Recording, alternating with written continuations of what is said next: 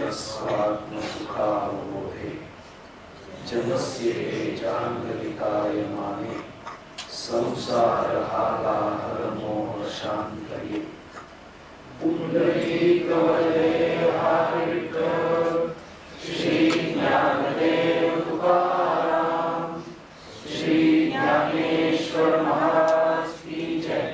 परमहंस सद्गुरु स्वामी स्वरूपानंद महाराज की जय। परमहंस सद्गुरु स्वामी माधवनाथ महाराज की जय। सब संतन की जय जय जय रघुवीर समर्थ।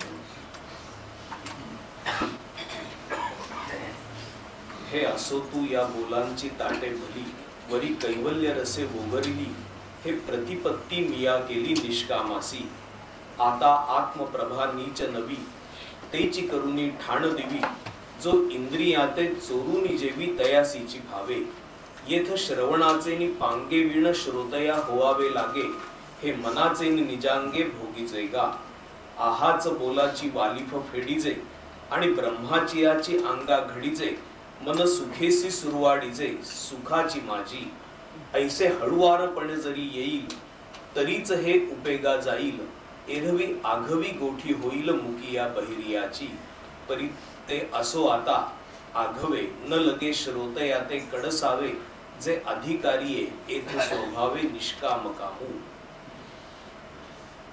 ज्ञानेश्वर महाराजांनी एकल अवधान द्यावं अशी अपेक्षा व्यक्त केली आणि एकल अवधान कसं द्यायचं एकल अवधान देण्यासाठी म्हणून मदत कशा पद्धतीने घ्यायची सर्व इंद्रियांची मनाची त्याचं वर्णन केलं ते आपण पाहिलं। रसाळपणाच्या लोभांनी श्रवणाला जणू जिभा फुटलेल्या आहेत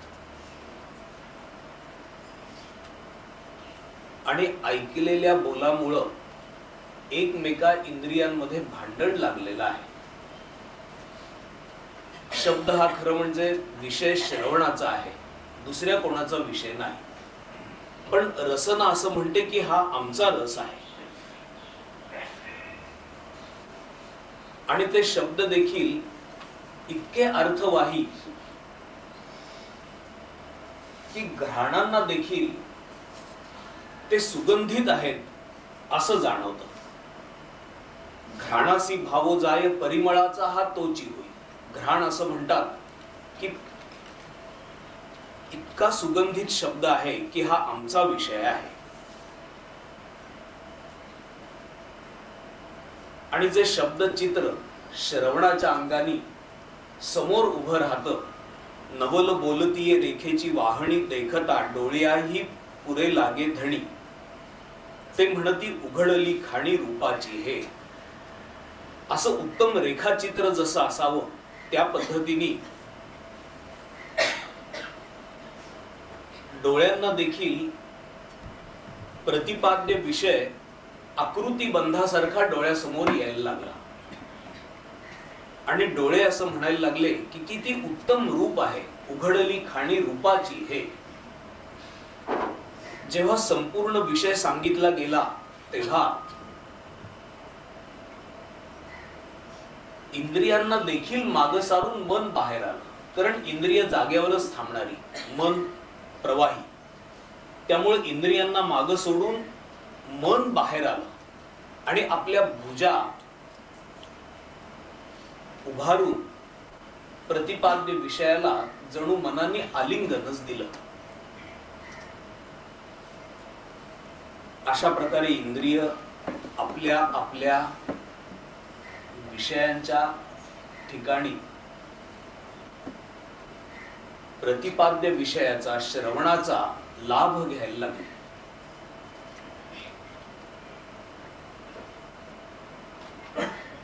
अशा रीतीने इंद्रिय मन आणि शब्दाचं असाधारण असं व्यापकपण पाहून इंद्रिय आणि मनांमुळे भाव देखील निर्माण झाले आणि भावनेनी जे पाहायला लागले त्यांना तर चिंतामणीचे गुणच प्राप्त झाल्यासारखं व्हायला लागलं.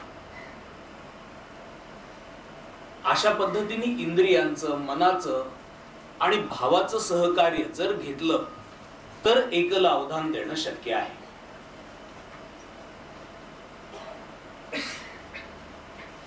ज्ञानेश्वर महाराज आता असं म्हणायला लागलेले आहेत इथून पुढं की इंद्रिय, मन आणि भावाचा विषय एक श्रवण झाला तरी देखील जो श्रवण करणारा आहे तर तो इंद्रियांना चोरून हे जेवतो. जरी इंद्रियांचा विषय असला तरी इंद्रिय त्याच्यामध्ये जो आनंद घेतील तो त्या मनाने माफकच असेल. जो मूळ ऐकणारा आहे, शुद्ध जाणीव स्वरूप श्रोता, तो या इंद्रियांना देखील चोरून अजून पुढचा अर्थ सेवन करतो. अशा रीतीने इंद्रिय, मन, भाव आणि हे सर्व वापरणारा जो जीव आहे, तो श्रोता आहे, तो जी व्यक्ती आहे, तो या सर्वांनाही मागे टाकून याच्याही पेक्षा पलीकडचे, यांच्या आवाक्यात न येणारे इंद्रियांच्या, मनाच्या अथवा भावाच्या देखील असे कण सेवन करता होतो. हे असो तू या बोलांची ताटे भली, वरी कैवल्य रसे ओगरली, हे प्रतिपत्ती मिया केली निष्कामासी. हे ऐकताना कधी कधी असं वाटेल की हे सर्व ऐकून या गोष्टी आपल्या जीवनात उतरवायच्या कशा, याच क्रमाने उतरवायच्या. आपण जे केवळ इथे येऊन बसू आणि ऐकू तसं न करता खरोखरच जो प्रतिपाद्य विषय आहे तो डोळ्यांनी पाहायचा, जीवाभावाने त्याच्याशी एकरूप होण्याचा अभ्यास करायचा, प्रयत्न करायचा. मनाचे निजांगे भोगी जोगा आणि मनाच्या निजांगानी त्याला आलिंगन देण्याचा प्रयत्न करायचा. कोणतीही गोष्ट सांगत असताना केवळ इंद्रियांनी ती करावी असं सांगितलं जात नाही. त्याच्यामध्ये मनाचं सहकार्य हवं, भावाचं सहकार्य हवं, तरच एकविध अवधान देता येतं. आपण जर पाहत असाल तर जेव्हा अनुग्रह दिला जातो तेव्हा आपल्याला काय सांगितलं जातं, सुरुवातीचे जे श्लोक आपण म्हणायला घेतो त्यावेळेला सद्गुरू आपल्याला असं सांगतात की हे श्लोक म्हणत असताना याच्या ठिकाणी जर एकचित्त राहायचं असेल, या श्लोकांच्या पदांवर जर आपल्याला कायम राहायचं असेल, नाहीतर मग पाठांतराचा एक दुर्गुण असा राहतो की एकदा पाठ गोष्ट झाली की मग ती म्हटलीही जाते आणि मनही फिरायला सुरुवात होते. जोपर्यंत एखादी गोष्ट पाठ नसते तोपर्यंत संपूर्ण चित्त त्या ठिकाणी असतं आणि आपण वाचत राहतो. पण एखादं स्तोत्र पाठ झालं की मग एका बाजूनी ते स्तोत्रही म्हणून संपतं, एका बाजूनी विचारही तसेच फिरत राहतात. म्हणून युक्ती काय सांगितली जाते, हीच युक्ती सांगितली जाते की हे श्लोक म्हणत असताना असं पहा की आपले सद्गुरू आपल्या समोर येऊन बसलेले आहेत. हे काय ज्ञानेश्वर महाराज म्हणतात तेच ते सर्व आहे. तुमच्या डोळ्यांनाही असं वाटू देत की आपले सद्गुरू समोर आहेत आणि आपण सद्गुरूंचं स्तवन करतो आहोत, नमन करतो आहोत, ब्रह्मानंदम परम सुखदम म्हणतो आहोत, भाव असा धरतो आहोत की आपल्या सद्गुरूंची उपस्थिती आपण अनुभवतो आहोत. डोळे मिटल्यानंतर देखील अंतःचक्षु पुढं आपण असं धरतो आहोत की आपल्या सद्गुरूंच्या करता एक मोठं विस्तृत सुंदर असं आसन आहे. त्या आसनावर, उच्चासनावर सद्गुरू विराजमान झालेले आहेत आणि मी सद्गुरूंना नमस्कार करतो आहे. तेथ स्मरतेनी आदरे सबाईह सात्विके भरे, जव काठिण्य विरे अहंकाराचे. मी स्मरण करतो आहे, नमन करतो आहे आणि म्हणतो आहे की ब्रह्मानंदम परम सुखदम, आपण ब्रह्मानंदामध्ये निमग्न असणारे असे आहात, परम सुख प्रदान करणारे आहात, केवळ ज्ञानमूर्ती असे आपण आहात.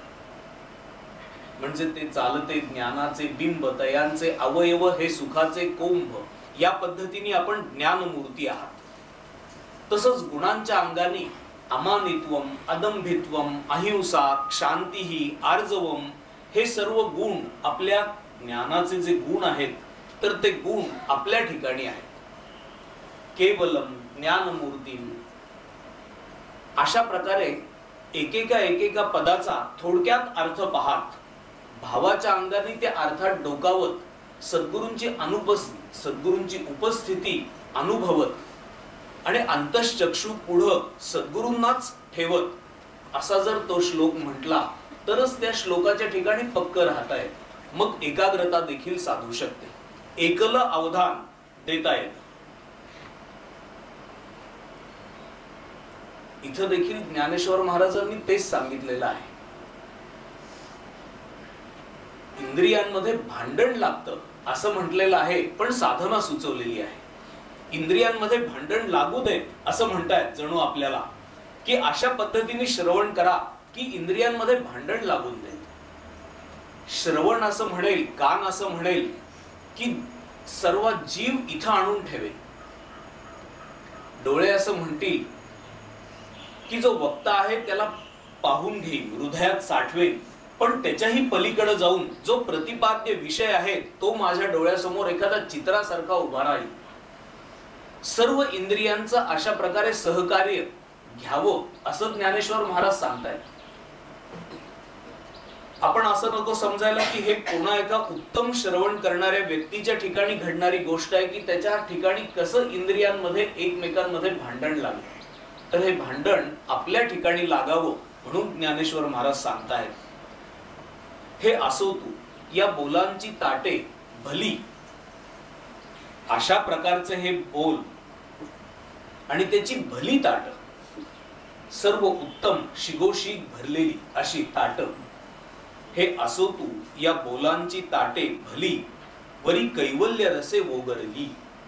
आणि त्याच्यामध्ये शिगोशीग काय भरलेला आहे तर कैवल्य रस भरलेला आहे. ही प्रतिपत्ती, अशा प्रकारची प्रतिपत्ती, अशा प्रकारचं निरूपण, अशा प्रकारे अर्थ विशद करून सांगितला.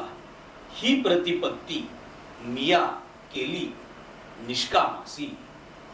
अशा प्रकारची प्रतिपत्ती जो निष्काम आहे त्याच्या समोर मी ठेवली. म्हणजे जो निष्काम आहे तो श्रवण करतो आहे, तो आपल्या इंद्रियांना कोणतंही बाह्य काम विषयांचं असं देत नाही, तो निष्काम आहे.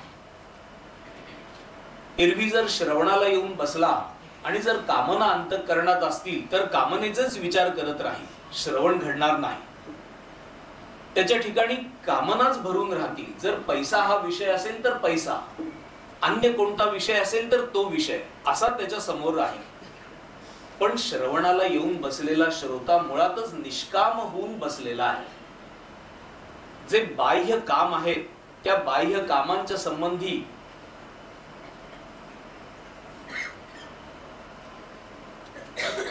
तो अत्यंत निरीच्छ असा झालेला आहे. हा जसा निष्कामाचा एक अर्थ आहे तसा बाह्य काम सर्व बंद केलेले असल्यामुळं, बाजूला सारलेले असल्यामुळं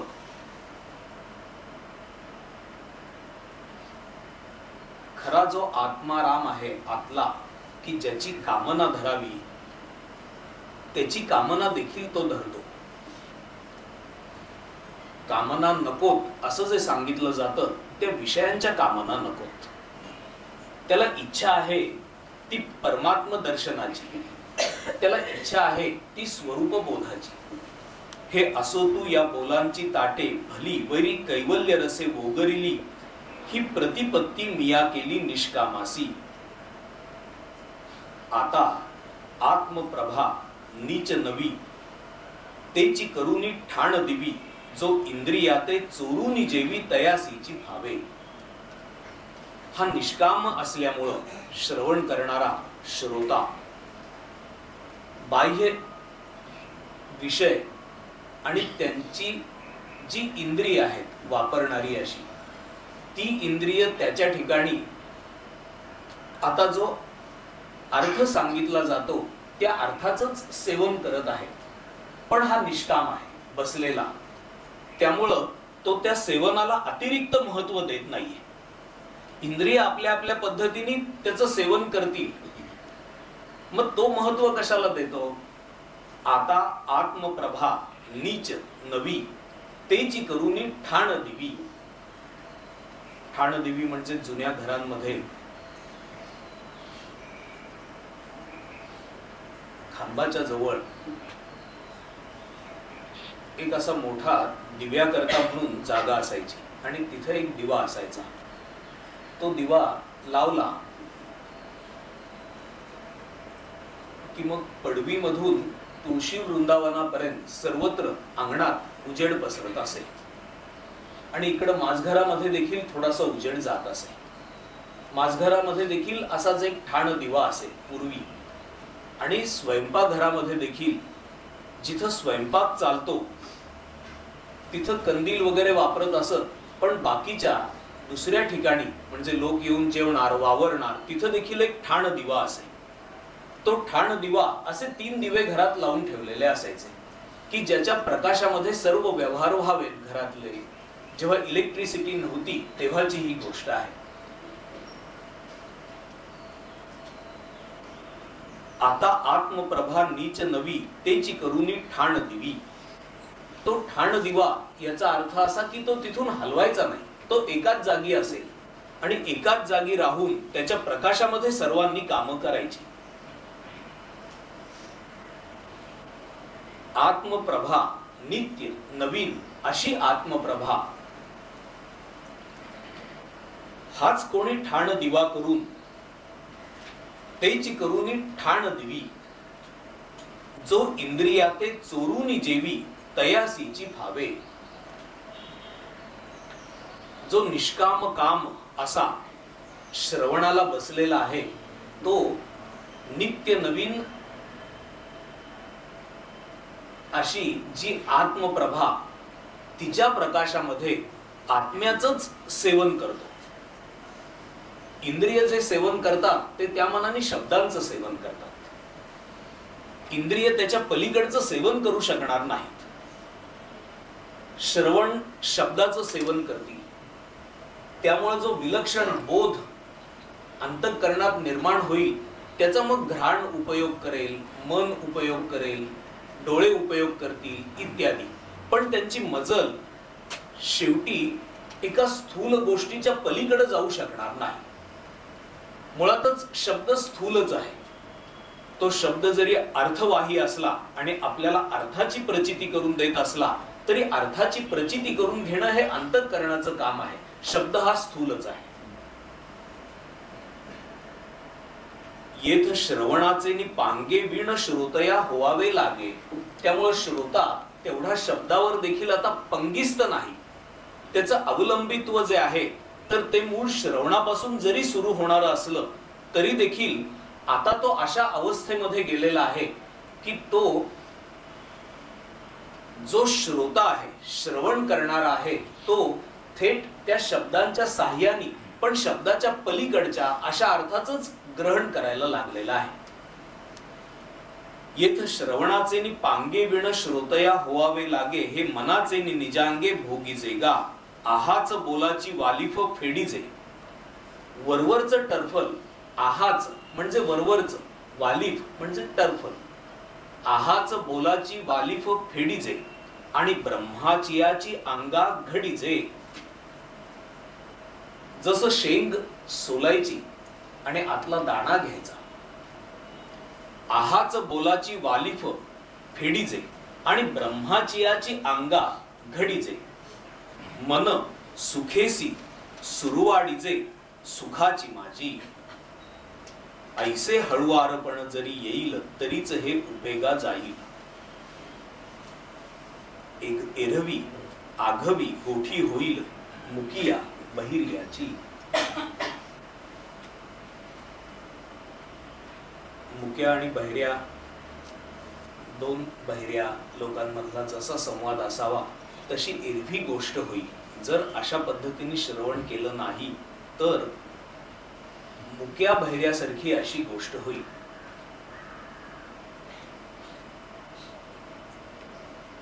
काय रामभाऊ, मंडईत निघाला वाटतं?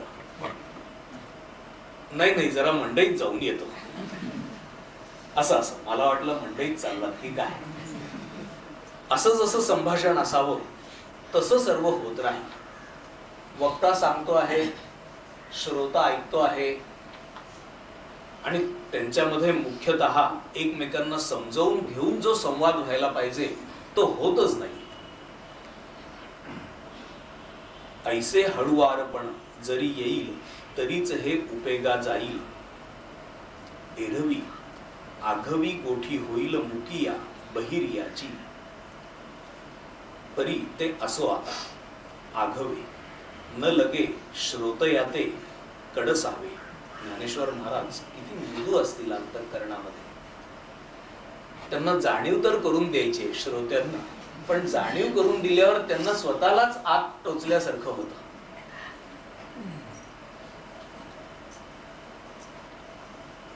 श्रोत्यांना याच्यापेक्षा अधिक खडसवायला नको,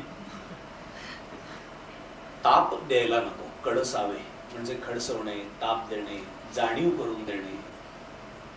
फार क्वचित कधीतरी श्रोत्यांना जाणीव करून द्यावी. जर रोज श्रोत्यांना जाणीव करून द्यायला लागला वक्ता, तर वक्त्याकडे श्रोता येणार नाही.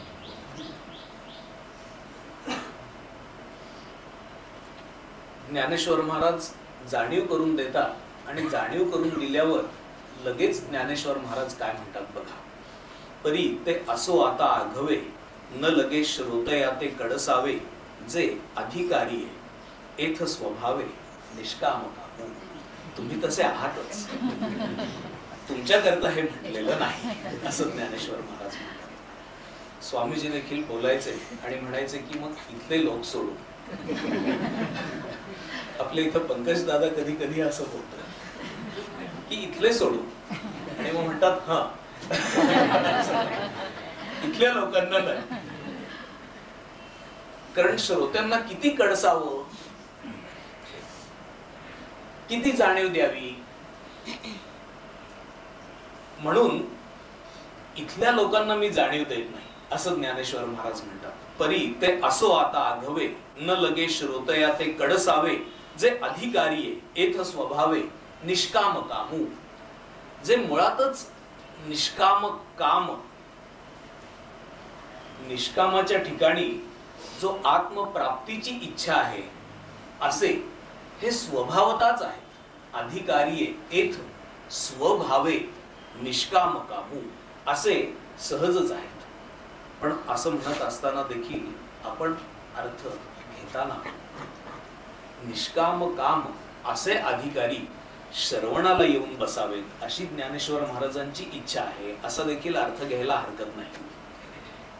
ज्या अर्थी श्रवणाला येऊन बसलो त्या अर्थी निष्काम काम आहेच, हाही एक अर्थ घेता येतो. दुसरा एक असा अर्थ घेता येतो की ज्ञानेश्वर महाराज अशी अपेक्षा करतात की श्रवणाला येऊन बसलेल्या श्रोत्यांनी बाकीच्या सर्व कामना घालवून द्याव्यात आणि एका आत्मदर्शनाचीच कामना ठेवावी, असाही अर्थ घेता येईल. आपण काय अर्थ घेतो त्याच्यावर सगळं अवलंबून आहे. एकदा असं झालं की स्वामीजींनी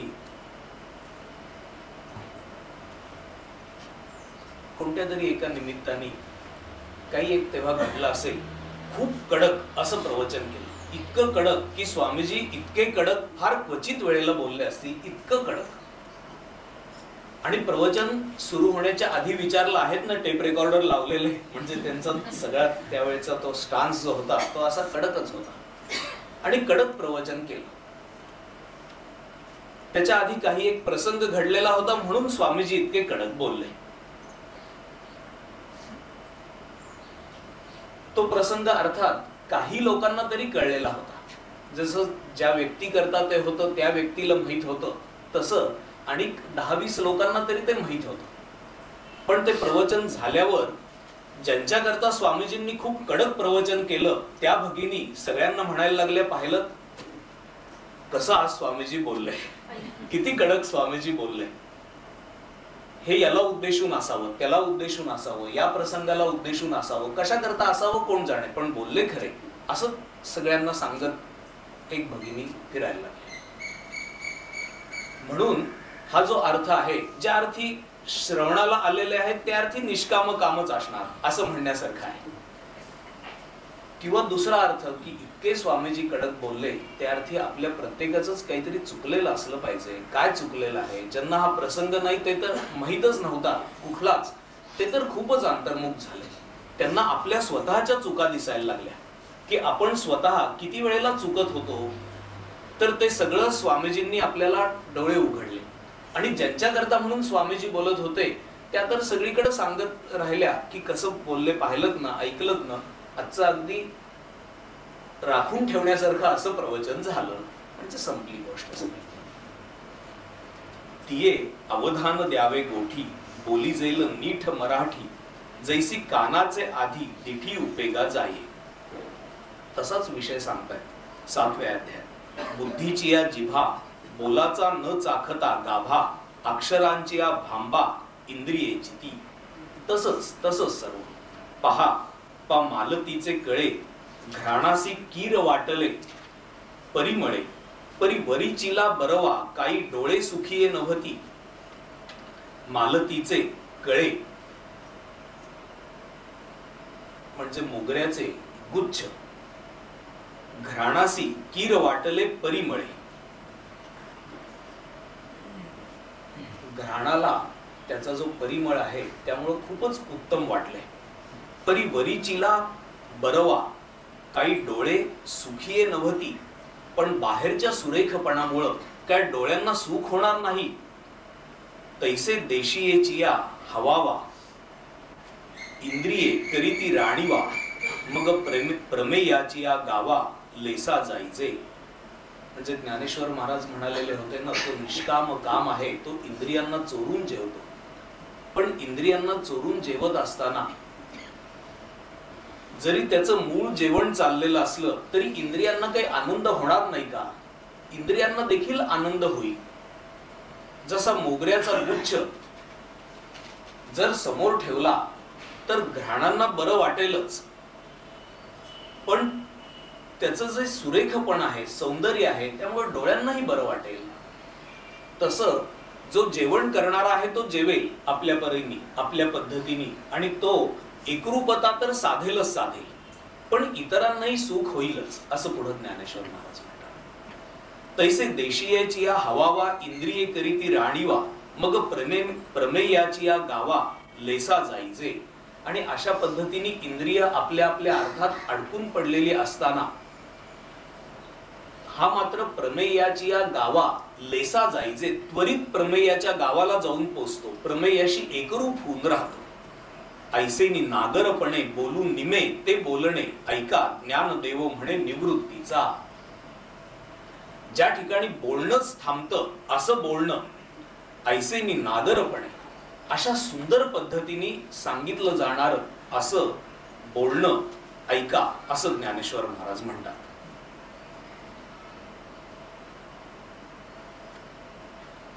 जेथ बोलणे निमे, ज्या ठिकाणी बोलणं थांबतं ते बोलणं ऐका. यद वाचा निवर्तनते अप्राप्य मनसासह, वाचा ज्या ठिकाणाहून परत फिरते, मनाला देखील जे अप्राप्त आहे अशी गोष्ट मात्र सांगितली जाते आहे. सांगितली जात असताना ज्या इंद्रियांचं, मनाचं, भावाचं सहकार्य घेऊन ही ऐकायची आहे, त्यांचं संपूर्ण सहकार्य घेतलं तरच ते त्या ठिकाणी गुंतून पडतील.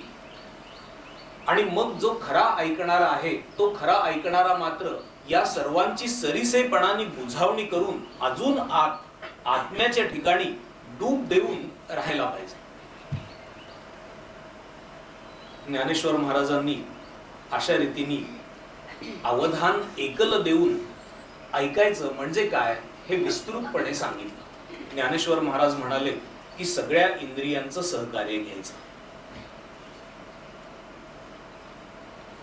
मनाचं सहकार्य घ्यायचं, भावाचं सहकार्य घ्यायचं. याला त्यांनी अवधानाची सर्व सेना असं म्हटलं.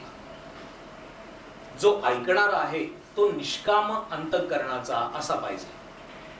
तरच इंद्रियांचं सहकार्य घेता येईल. नाहीतर त्याच्याच ठिकाणी जर कामना असतील तर मन पुन्हा बाहेर जाईल, इंद्रिय पुन्हा आपल्या विषयांचं चिंतन करतील. त्यामुळं ऐकणारा निष्काम काम पाहिजे. त्याच्या अंतःकरणात आता एकच इच्छा पाहिजे की जो प्रतिपाद्य विषय आहे तो विषयच मी होऊन राहील, मी ध्येय स्वरूपच होऊन राहील. अशा रीतीने निष्काम काम अशा श्रोत्याची आवश्यकता आहे. हा निष्काम काम श्रोता सतत ठाण दिवीप्रमाणे आत्मप्रभेच्या प्रकाशामध्ये पाहता झाला पाहिजे, प्रतिपाद्य विषयाला पाहता झाला पाहिजे. आणि शब्दरूप टर्फल टाकून देऊन ब्रह्माशी एकरूपता निरंतर साधण्याचा असा प्रयत्न त्यांनी करत राहायला पाहिजे.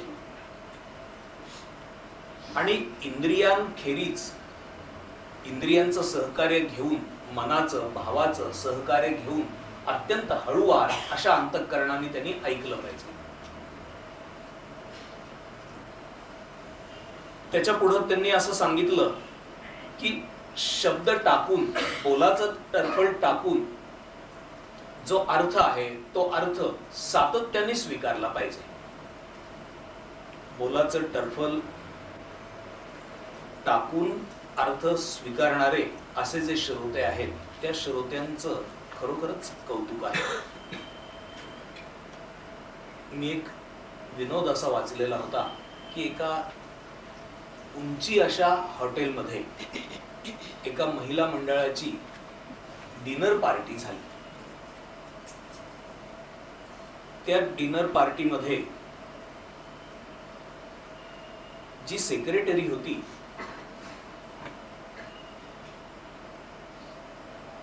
ती सेक्रेटरी घरी आल्यानंतर आपल्या पतिराजांना सांगायला लागली की पार्टी इतकी उत्तम झाली की बास.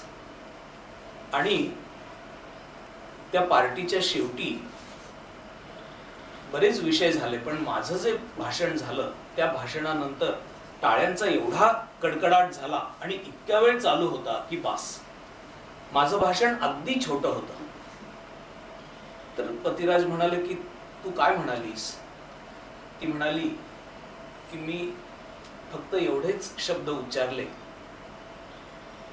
की आजच्या पार्टीचं बिल मी देणार आहे. आणि सर्वांनी खूप टाळ्यांचा कडकडाट केला.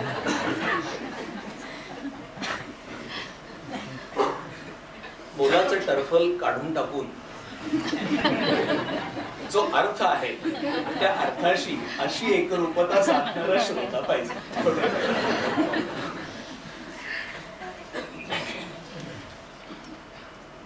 ज्ञानेश्वर महाराजांनी एकूणच हे विषय इतके लिहिलेले आहेत.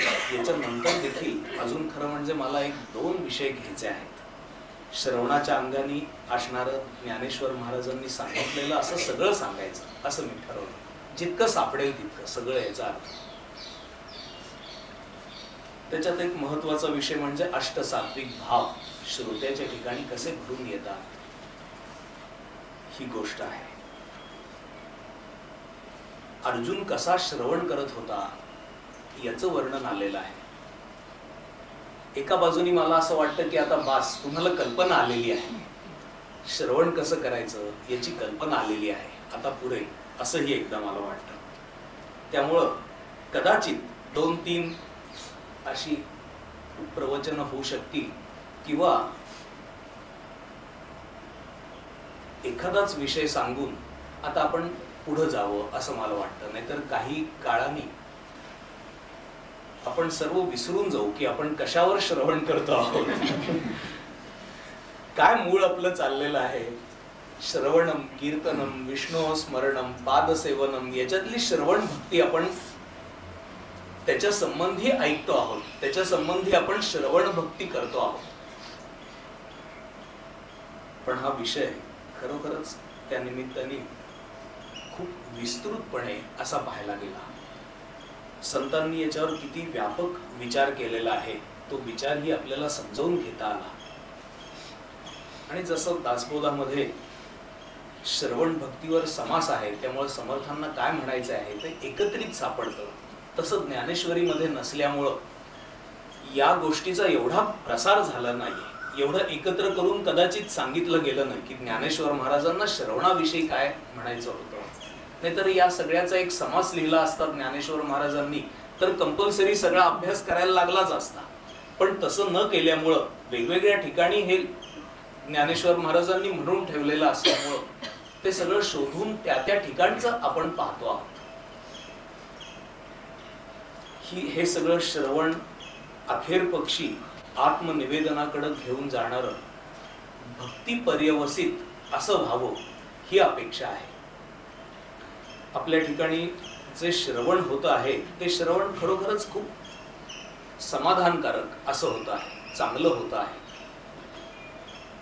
समाधानकारक कसं होत आहे तर आपण सर्वजण साधना करता, आपली स्वधर्म कर्म आपल्या परीने उत्तम करण्याचा असा प्रयत्न करता, आपल्या परीने सत्वगुण कसा वृद्धिंगत होईल असा प्रयत्न आपला चाललेला आहे. आणि आत्ता जे जग आहे, टीव्ही नुसता ऑन केला तर 100 चॅनेल्स लागतात, तिथं काय काय चालू आहे असं पाहिलं तर आपण ऋषी मुनींचं जे जीवन होतं तसं जीवन जगण्याचा खरोखर प्रयत्न अक्षरशः करतो आहोत, शहरात राहून, आपल्या आपल्या घरांमध्ये राहून. तसंच अजून एक गोष्ट खरं म्हणजे या निमित्ताने मला सांगायला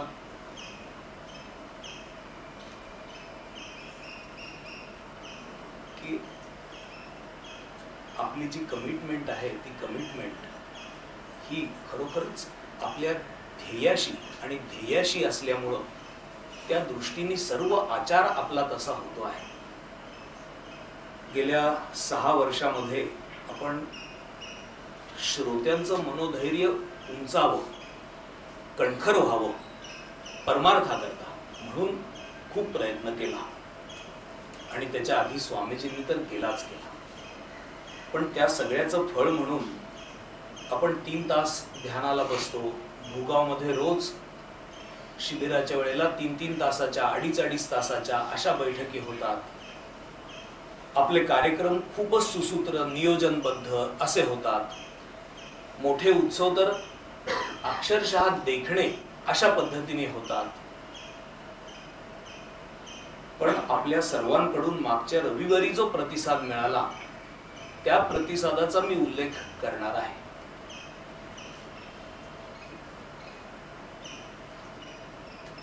इथं जी अपेक्षा व्यक्त केलेली आहे त्याप्रमाणे खरोखरच आपण सर्वजण आपली पोझिशन विसरलात, आपली आर्थिक स्थिती विसरलात. म्हणजे आपल्या इथे येणारे कित्येक लोक हजारो लोकांचे पोशिंदे आहेत. 300-400 कर्मचाऱ्यांना पगार दर महिन्याला देतात अशी मंडळी आपल्याकडे आहेत. म्हणजे 5-5 हजार लोकांचे पोशिंदे आहेत असे लोक.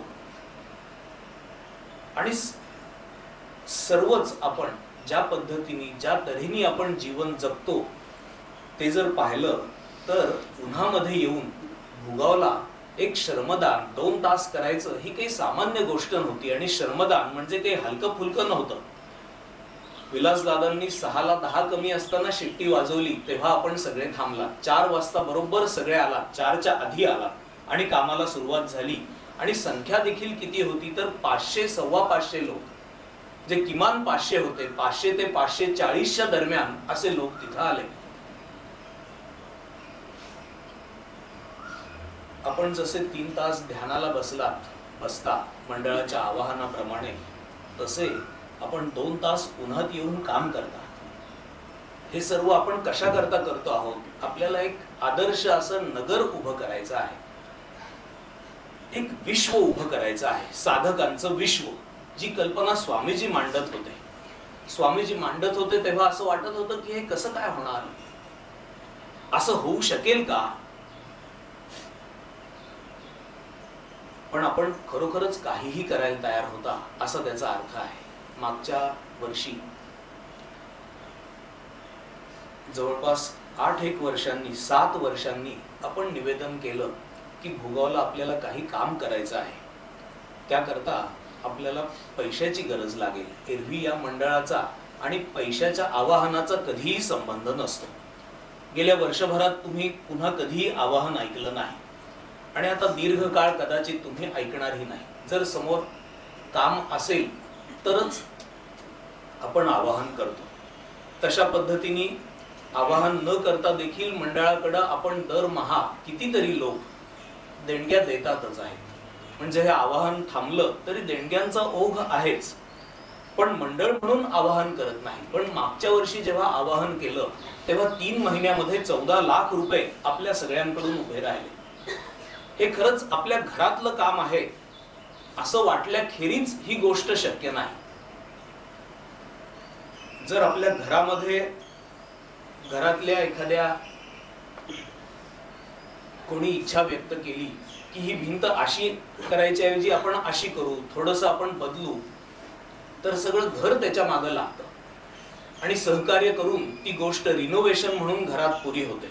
मग आर्थिक कष्टाच्या अंगाने, गैरसोयीच्या अंगाने सगळ्या गोष्टी इथं घरामध्ये जशा होतात तसंच झालं. आपण आर्थिक लोक कधी कधी असं म्हणतात की पैसे घ्या, बाकी काही सांगू नका. गणपती उत्सवाच्या वेळेला आपण पाहतो ना की किती वर्गणी हवी ती घ्या आणि जा लगेच, इथं थांबू नका असं लोक फार तर म्हणतात. पण आपण तन मन धन सर्व अर्पण करून हे करता. आज तुम्ही इथं आलात, इथून जाताना बघा की या बाहेरच्या भिंतीला रंग दिला गेलेला आहे. आपल्या इथं येणारे एक साधक, त्यांनी 2 दिवस खपून कामगारांबरोबर तेही खपत होते आणि तो रंग दिला. तो रंग सगळ्या सीझनला विथस्टँड होईल असा रंग आहे. जे पाऊस असो, ऊन असो, त्याला काही अत्यंत उंची पद्धतीचा महागडा असा रंग आहे.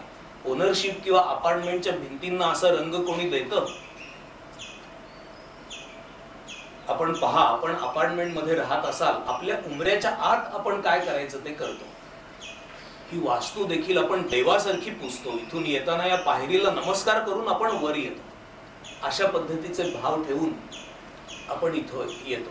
त्यामुळे इथल्या सगळ्या ज्या सुविधा आहेत त्या सुविधा आपण त्या तऱ्हेने करतो. या गोष्टींकडे पाहून मला असं वाटलं की श्रवणाच्या संबंधी आपल्याला किती अधिक सांगणार. ज्ञानेश्वर महाराजांनी सांगितलेलं आहे ते तुमच्यापर्यंत मी पोहोचवतो आहे, तरी देखील आपण आधीच हे सर्व करता. स्वामीजी म्हणायचे, मी मौजेनी असं म्हणलं की कधी कधी पंकज दादा असं म्हणतात, पण त्याच्यात मौज नाही, खरोखरच आपण तसे आहात आणि आपण तशा पद्धतीने करता.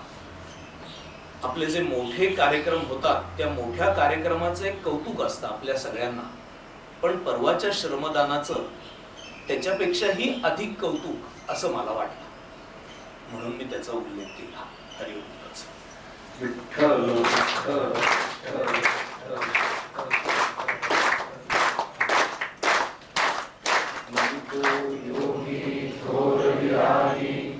तत्वज्ञानी संत तो सत्कविवर परात्पर गुरु ज्ञानदेव भगवंत.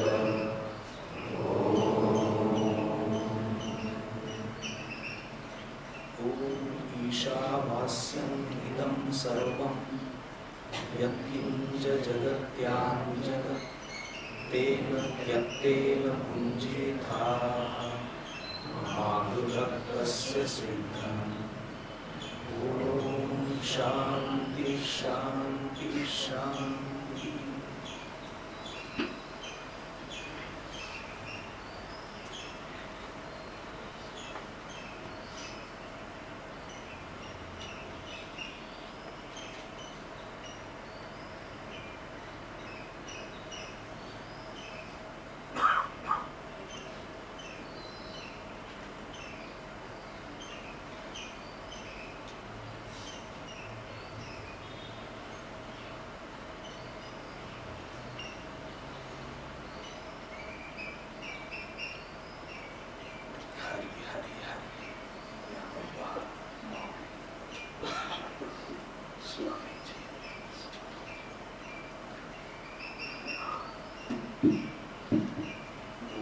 जगद्गुरु श्री ज्ञानेश्वर महाराज की जय. परमहंस सद्गुरु स्वामी स्वरूपानंद महाराज की जय.